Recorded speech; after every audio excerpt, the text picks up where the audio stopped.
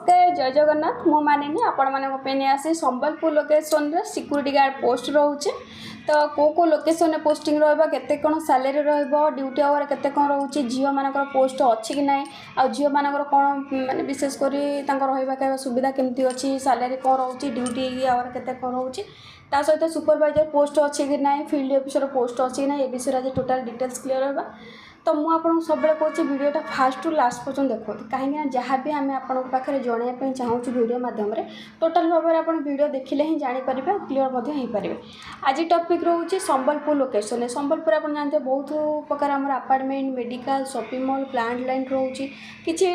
Company अच्छी जो गुड़ा पड़ता है नुआ कम चलती किसी अपार्टमेंट भी नुआ कम चलती ए सब लोकेशन आपंकर कम रोचे कम कौन रोचे ना सिक्यूरीटी गार्ड रोचे झील पुओ उभयंकर जमी पुओ कथा मुझे कहीदे गोटे पुअर योग्यता कौन होता दरकार से लाइन में कम करेंगे। प्रथम कथा आप जो डिस्ट्रिक्ट पिला होता झारसुगुड़ा संबलपुर राउरकेला सुंदरगढ़ जो लोकेशन भी पिला होता लोकालिटी पिला भी आप संबलपुर लोकेशन कम करेंगे।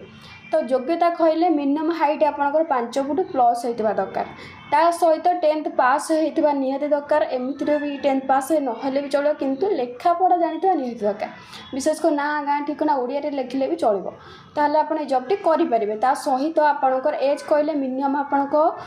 19 रु आपंकर 45 ରୁ 50 भितर एज होता दरकार 50 कहले तो हेनी जमी आप कम करें आपको से अनुसार जॉइनिंग रहा।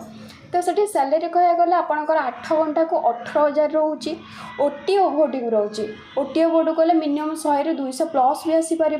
घंटा पिछा तो ओटी ओवरटाइम कले मिनिमम आपको 20 ରୁ 25,000 भी इनकम आप करेंगे 8 घंटा ड्यूटी रोचे। तो 12 घंटा को आपंकर 24,000 रही आपको जेहतु 24,000 आपको ओटी ना से अनुसार रोचे। तो आपको अपार्टमेंट हो मेडिकल हो शॉपिंग मॉल हो ए लाइन रे पोस्टिंग रोचे रहा कथा कहले संपूर्ण भाव में आम आपको रहा फ्री रोचु खावाई कैंटीन में सुविधा अच्छी ता सहित आपणकर हाइट वेट सब क्लियर करदेली ता सहित एवं कह लेडीज सिक्यूरीटी। तो लेडीज कह गले विशेषकर संबलपुर लोकेशन कथा कहूँ कि संबलपुर लोकेशन लोकालिटी पिला हो कि झारसुगुड़ा संबलपुर राउरकेला सुंदरगढ़ ये लोकेशन पिला हूँ तो जदि चाहूँगी आपंकर डिस्ट्रिक्ट कम करने ताहले आपको मिनिमम योग्यता कहले 10th पास होता दरकार बयस कहले 20 ରୁ आपको मिनिमम 35 एज होता दरकार ता सहित आपको जेहेतु आम रहा खाଇବା दौना निजस्व रोचे तो से अनुसार आपको रहा खाଇବା सुविधा आपंकर तो सैलरी आपंकर 8 घंटा को 18,000 रोचे 26टा ड्यूटी 4टा छुट्टी रोचे रहा संपूर्ण फ्री रहा खाଇବା आपंकर ता सहित आपंकर 8 घंटार ओटी अच्छी ओटी ओवर जब कर एक्स्ट्रा पेमेंट आपंकर रही जाऊँगी। तो ये कह सिक्यूरीटी सुपरवाइजर कहले आपंकर मिनिमम एक्सपीरियंस थी दरकार यदि अलग संस्था 5 ରୁ 6 वर्षर एक्सपीरियंस अच्छे सिक्यूरीटी लाइन रे कि सिक्यूरीटी सुपरवाइजर लाइन रे कि आप आर्मी रिटायर्ड पर्सन अच्छा कि फील्ड ऑफिसर लाइन में कम कर सिक्यूरीटी सुपरवाइजर हो पारे। तो सैलरी आपंकर रही जाऊँगी 8 घंटा को आपंकर रही 19 ରୁ 20,000 रही 12 घंटा को 25,000 रही जाऊँगी रहा संपूर्ण फ्री खायापी कैंटीन में सुविधा अच्छी मिनिमम हाइट आपंकर 5 फुट 6 इंच प्लस होता दरकार 10th पास ना +2 पास होता निहाती दरकार ताहले आप जॉबटी करेंगे। तो ये कहवा फील्ड ऑफिसर कहले आप आर्मी रिटायर्ड पर्सन होता दरकार नचेत सिक्यूरीटी सुपरवाइजर लाइन रे 10 ରୁ 15 वर्षर एक्सपीरियंस थी दरकार ताहले आप जॉबटी करें ता सहित गाड़ी थी निहाती दरकार। तो सैलरी आपंकर 8 घंटा को आपंकर मिनिमम 25,000 रही जाऊँगी 12 घंटा को 30 ରୁ 32,000 रही जाऊँगी रहा फ्री खावाई कैंटीन में सुविधा रहा। तो ये सब जो आम गार्ड हो लेडीज गार्ड हो सुपरवाइजर हो कि फील्ड ऑफिसर एमानकर डॉक्यूमेंट कौन रफिस कोड रोचे केमी आसिक विजिट करेंगे। तो ये विषय आलोचना करिए। तो एमानकर डॉक्यूमेंट कह पूर्व मुझे कहीदे जेहेतु आपको सिक्यूरीटी लाइन रे कि सिक्यूरीटी सुपरवाइजर लाइन रे कि फील्ड ऑफिसर लाइन रे आम कथा होचे एम सब ड्रेस कोड अच्छी जॉइनिंग रजिस्टर अच्छी जहाँ डिपोजिट आपंकर लगुच आम आपको जो नंबर मेंशन करूँ से नंबर मध्यम आप कॉल कले टोटाल क्लीयर हो केते कौन पेमेंट रही। तो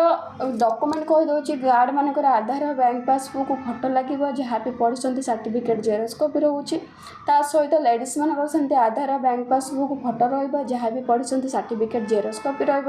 ସୁପରଭାଇଜର ମାନଙ୍କର ଆପଣ ଅଲଗା ଲାଇନ୍ ଯେଉଁଠି କାମ କରିଥିବେ ତାର ଆଇଡେଣ୍ଟି କାର୍ଡ଼ ହଉ ସାଲାରୀ ସ୍ଲିପ୍ ହଉ କିଛି ପ୍ରୁଫ୍ ରହିବ। ତା ସହିତ ଆଧାର ବ୍ୟାଙ୍କ ପାସବୁକ୍ ଫଟୋ ଯାହା ବି ପଢ଼ିଛନ୍ତି ସାର୍ଟିଫିକେଟ୍ ଜେରକ୍ସ କପି ତା ସହିତ ରିଜ୍ୟୁମ୍ ବାୟୋଡାଟା ମଧ୍ୟ ଲାଗୁଛି।